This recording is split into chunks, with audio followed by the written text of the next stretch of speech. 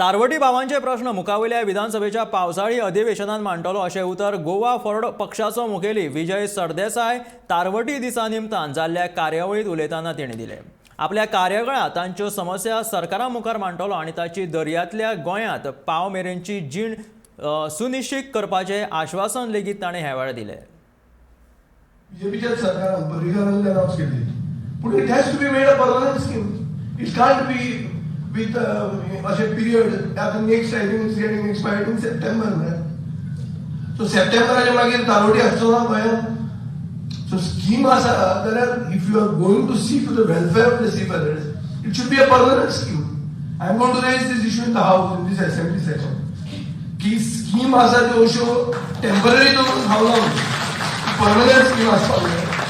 आनी seafareraंचो issue म्हाका दिसता is an issue of seafarer perception and seafarer reality.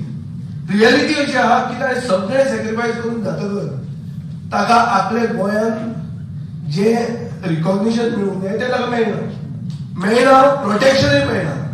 So हें प्रोटेक्शन मेळपाची गरज आहा. आज डबल इंजीन सरकाराचे मेन इंजीन दोनूय इंजिनां हांगा आसात. डबल इंजीन म्हणटा श्रीपाद भाऊ थंय वयर आहा, ताणें हांवें सकयल एडवायस करपाची गरज आहा की ही एक कम्युनिटी, ही कम्युनिटी हे आमचे गोंयचे समाजाचो एक व्हडलो घटक आनी तांकां जें कितें आमी दितात it should not be time bound, it should be permanent.